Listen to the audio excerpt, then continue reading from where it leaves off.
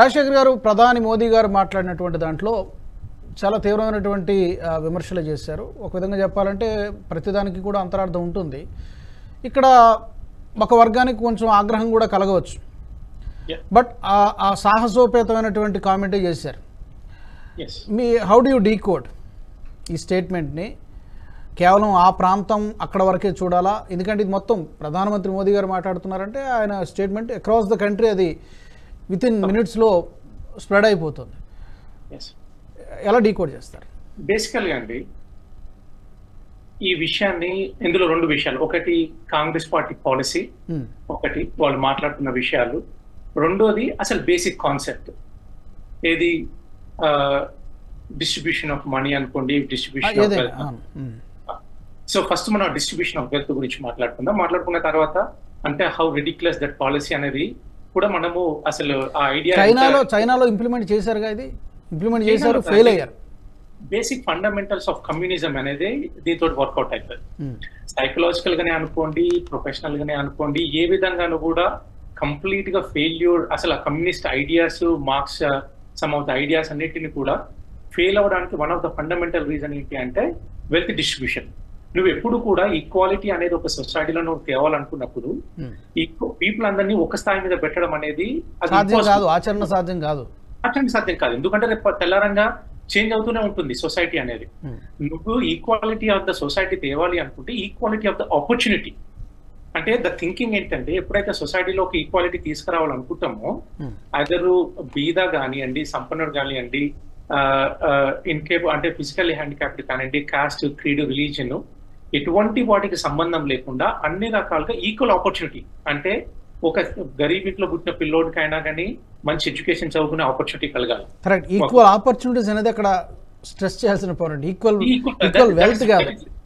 Equal wealth అనేది నువ్వు equal wealth అంటేనే అది ఫండమెంటల్లీ ఫెయిల్యూర్ కాన్సెప్ట్ అంతే. ఇంకా ఇప్పుడు కష్టపడేవాడికి ఒకటే అయినప్పుడు ఎందుకు కష్టపడాలని మోటివేషన్ పోతుంది కదా. న్యాచురల్ కదండి, హ్యూమన్ సైకాలజీ కదా. ఇప్పుడు నాకు ఏదో బెనిఫిట్ లేకుంటే నాకు ఏదో ఇన్సెంటివ్ ఉంటేనే ఎవరైనా పని చేస్తారు తప్పితే నేను కష్టపడతాను పక్కోడు తీసుకుంటాడంటే నేను ఎందుకు కష్టపడాలనుకుంటాడు. ఒకసారి అందరూ ఒక స్టేజ్ లో ఉంటారండి, అందరూ కష్టపడుతూనే ఇలా ఉంటాం. నేను అందరం ఈక్వల్ గా ఉన్నప్పుడు నేను ఎందుకు కష్టపడతాను అంటే నువ్వు స్టెప్ దిగుతావు, ఇంకో స్టెప్ దిగుతావు, అంతే. సొసైటీ ఏమవుతుంది, ఫెయిల్యూర్ అవుతుంది. ఇది ఆల్రెడీ ఎక్కడెక్కడ జరిగింది, ప్రస్తుతానికి రష్యాలో జరిగింది, చైనాలో జరిగింది, ఈవెన్ అగ్రికల్చర్ లో జరిగింది, ఇండస్ట్రీలో జరిగింది, ఎంటర్ప్రైజెస్ లో జరిగింది. క్యూబాలో కొంతవరకు చేయడానికి సక్సీడ్ అయ్యారు, వాళ్ళు మార్చుకున్నారు, చైనా మార్చుకుంది, the whole of Soviet Union మార్చుకుంది. సో కాబట్టి బేసికల్ గా first of all Congress party కానీ ఎవరైనా ఈ టాపిక్ గురించి మాట్లాడాలనుకున్నప్పుడు ఈక్వాలిటీ ఆఫ్ వెల్త్ డిస్ట్రిబ్యూషన్ గురించి ఓకే, వన్ థింగ్ ఒకటి మనము రికగ్నైజ్ చేయాల్సిన విషయం ఏంటి అంటే inequality in the wealth not only in India, ఇండియాలోనే కాకుండా ప్రపంచం మొత్తం కూడా ఉంటాయి పెరిగింది. ఇది అండ్ ఇంకోటి ఏంటంటే ఇది ఈక్వల్ గా పెరుగుకుంటూ పోతా ఉంది. ఇప్పుడు మీరు మొత్తం ప్రపంచం మొత్తం తీసుకుంటే 95% ఆఫ్ ద వెల్త్ ఒక 1% ఆఫ్ ద పీపుల్ దగ్గర ఉంది. మిగతా వెల్త్ అంతా కూడా 1%, మిగతా 90% ఆఫ్ ద పీపుల్ దగ్గర ఉంది. అక్రాస్ ద వరల్డ్ మీరు చెప్పేది లేదు, అక్రాస్ ద వరల్డ్. ఇంకా మన దగ్గర చెప్పాలి అంటే ఇన్ఈక్వాలిటీ వెస్టర్న్ కంట్రీస్ లో మనకంటే ఎక్కువ. మీరు ఎస్పెషల్లీ యూకే, యూరోప్ లో కానీ యుఎస్ లో తీసుకుంటే మీరు అక్కడ ఉన్న బిలియనర్స్ దగ్గరే మోస్ట్ ఆఫ్ ద వెల్త్ ఉంటుంది, మిగతా వాళ్ళ దగ్గర ఎక్కడ లేదు. మిగతా వాళ్ళ అంతా కూడా క్రెడిట్ పైన బతికే వాళ్ళు చాలా మంది ఎక్కువ ఉంటారు.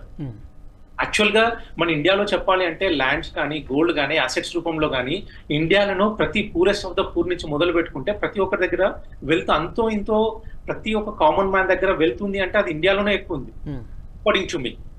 అంటే నా అండర్స్టాండింగ్ ప్రకారం వెల్త్ వెస్టర్న్ లోని చాలా తక్కువ. సో కాబట్టి ఎప్పుడు కూడా ఒక సొసైటీలో కానీ, ఒక గవర్నమెంట్ కానీ, ఒక ఆర్గనైజేషన్ కానీ, ఒక పొలిటికల్ పార్టీ కానీ ఫైట్ చేయాల్సిన ఫండమెంటల్ ఏంటంటే equal opportunity. That's the first thing. Second thing, elections అనేది డెమోక్రటిక్ ఒక ఫెస్టివల్ లాంటిదండి. ఇక్కడ ఎటువంటి డిస్కషన్ అయినా కానీ, డిస్కోర్స్ కానీ జరగాల్సింది ఏంటి అంటే పీపుల్ ఆస్పిరేషన్స్ పైన పొలిటికల్ పార్టీస్ ఏం చేయదలుచుకున్నాయి, వాటిని ఏ విధంగా పీపుల్ ఆస్పిరేషన్స్ ని మేము ఫిల్ చేస్తామని చెప్పడానికి ఈ ఏదైతే క్యాంపెయిన్ ట్రయల్ ఉందో 15 days, 20 days, 2 months ఎంతైనా టైము, ఈ టైం దానికోసం యూజ్ చేసుకోవాల్సిన టైం. కానీ నాకు తెలిసి 90% ఆఫ్ ద క్యాంపెయిన్ కొంతవరకు పాజిటివ్ గానే జరుగుతూ ఉంది.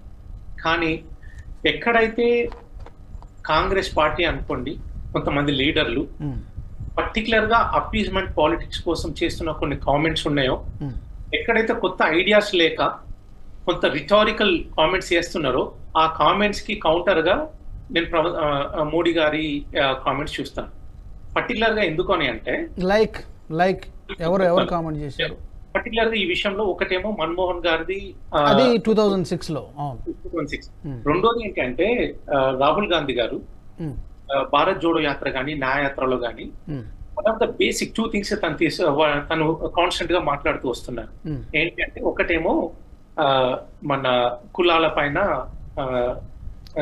సెన్సస్ గురించి మాట్లాడుతున్నారు, కులగణన. కానీ మీరు ఆల్రెడీ చేశారు కదా 2014 ముందు మన్మోహన్ సింగ్ గారి గవర్నమెంట్ ఉన్నప్పుడు they already conducted some of those surveys, they never published it. First thing. రెండోది, మన కంట్రీలో ఇప్పటికీ కూడా గ్రోత్ కి ఇంకొకటి అడ్డంకి మనం ఏమనుకుంటున్నామంటే కొంతవరకు ఈ కాస్ట్ బేస్డ్ సొసైటీ అనుకోండి, కాస్ట్ బేస్డ్ పాలిటిక్స్ అనుకోండి, ఇది కొంతవరకు తగ్గియాలనుకుంటున్నాం. ఇట్లాంటిది మీరు కనపడిన ప్రతి వాళ్ళని మీ క్యాస్ట్ ఏంది, మీ ఈ క్యాస్ట్ వల్ల ఇట్లా జరుగుతుంది అని చెప్పేసి సొసైటీలో ఒక డివిజన్ తీసుకురావడానికి ట్రై చేసే పద్ధతి అనేది కరెక్ట్ కాదు. First thing. రెండోది వచ్చేసేసి మొన్న హైదరాబాద్ లో కూడా రాహుల్ గాంధీ గారి కామెంట్ చేశారు. ఏంటంటే మేము కాస్ట్ సెన్సెస్ ఒక్కటే కాదు, ఫైనాన్షియల్ సెన్సెస్ కూడా చేస్తాము. ఫైనాన్షియల్ సెన్సెస్ కూడా అంటే లైక్ వెల్త్ క్యాలిక్యులేషన్, ఎవరి దగ్గర ఎంత ఉంది ఏంటనేది, ప్రతి ఇంట్లో ఎంత మందికి, ఈవెన్ ఇంక్లూడింగ్ గోల్డ్ కానించి మీకు ఇంట్లో ఎంత ఉంది ఏంటుంది అన్ని వస్తాయి, ల్యాండ్స్ వస్తాయి, ప్రాపర్టీస్ మొత్తం వస్తాయి, ప్రాపర్టీస్ అన్ని వస్తాయి. వచ్చిన తర్వాత ఈ స్టేట్మెంట్స్ వాజ్ అంటే ఎంత కేర్ఫుల్ గా అంటే అనాలైసిస్ చేస్తే then we take a radical decision. His exact comments was, then we'll take a radical decision to distribute this wealth across the people. Across the people, అందులోనూ lower section of minorities people కి చేస్తామని చెప్పేసి స్పెసిఫికల్ గా రాహుల్ గాంధీ గారు comment చేశారు. అది ఒక చోట్ల కాదు, 2-3 ప్లేసెస్ లో ఈ క్యాంపెయిన్ ట్రయల్ లో చేశారు. సో ఎస్పెషల్ గా ఎక్కడైతే రాహుల్ గాంధీ గారు అయితే మరి అది డెలిబరేట్ గా మైనారిటీ ఓట్ బ్యాంక్ కోసం అనేసి కామెంట్స్ చేస్తున్నారా, లేదు అంటే సొసైటీలో ఒక డివిజన్ తీసుకురావడానికి అనేసి ఈ కామెంట్స్ చేస్తున్నారా, లేదంటే పూర్తిగా అసలు ఏం మాట్లాడుతున్నారో తెలియక ఈ కామెంట్స్ చేస్తున్నారా తెలియదు. కానీ ఈ కామెంట్స్ కి కౌంటర్ లాగానే నేను మోడీ గారి కామెంట్స్ చూస్తానండి. ఎందుకంటే ఒక సీనియర్ పొజిషన్ లో, అందులోనూ ఒక పార్టీ ప్రెసిడెంట్ పొజిషన్ లో ఉండి, సో స్టార్ట్ చేసింది కాంగ్రెస్ పార్టీనే.